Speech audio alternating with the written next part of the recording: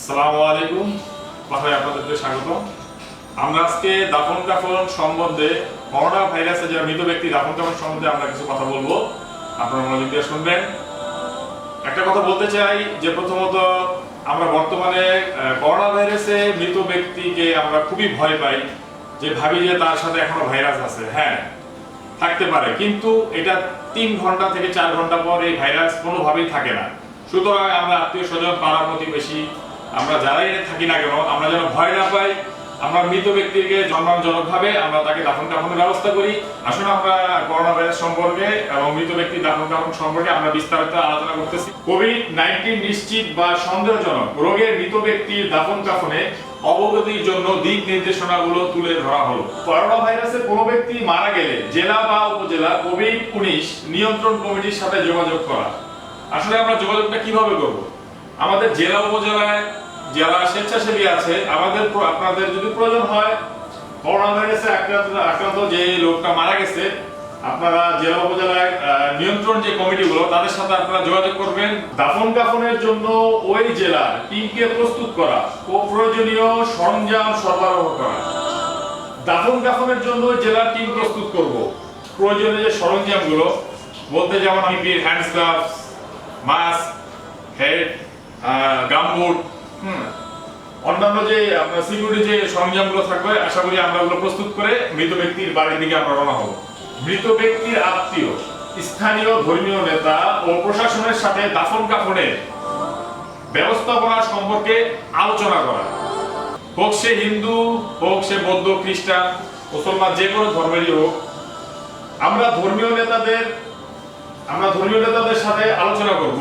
আলোচনা করে তাদের যে অনুশাসনটা আছে আমরা সেটা প্রথমে আমরা ফলো করব, এবং যদি কোনো প্রশাসনিক যদি কোনো ব্যবস্থা থাকে, যদি তাদের কোনো নির্দেশনা থাকে কোথায় মাটি দিতে হবে, কোথায় কি করতে হবে, সেই ক্ষেত্রে আমরা প্রশাসনের সাথে আমরা আলোচনা করে নিব।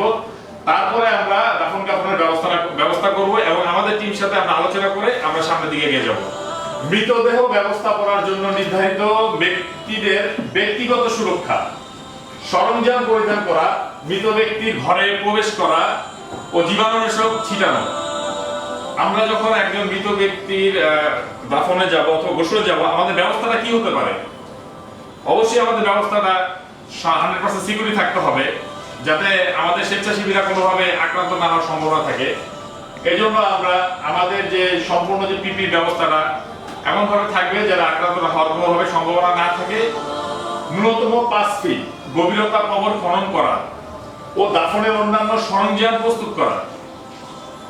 আমরা সাধারণত মারা গেলে আমরা 3 ফিট অথবা আমরা কোমর পর্যন্ত আমরা কবর খনন করে থাকি।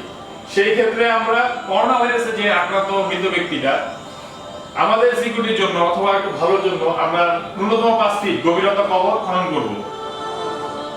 ও দাফনের অন্যান্য যে সরঞ্জামগুলো, যেমন মৃত ব্যক্তির গোসলের পরে আমাদের দাফনের যে সরঞ্জাম বলতে যেগুলো থাকবে, প্লাস্টিকের পলিথিন থাকবে, অথবা আমাদের ব্যাগ, অবশ্যই ব্যাগ থাকবে। ব্যাগ যদি না থাকে ওই ক্ষেত্রে আমরা পলিথিনের ব্যবস্থা করব। জীবাণুনাশক ছিটিয়ে সাবান পানি দিয়ে গোসল অথবা তায়াম্মুম করানো, এবং কাপড় পরানো।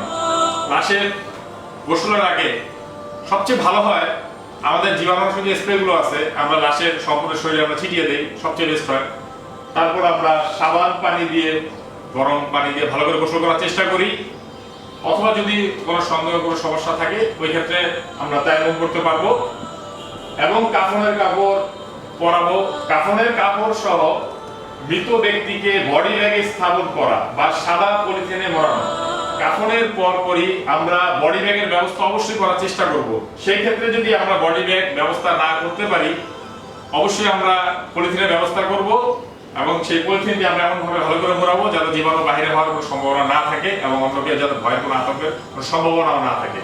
সামাজিক দূরত্ব 1 মিটার রক্ষা করে জানাজার নামাজে সীমিত সংখ্যক লোক অংশগ্রহণ করবেন, এবং ধর্মীয় নিয়মে দাফন কাফন সম্পন্ন করবেন।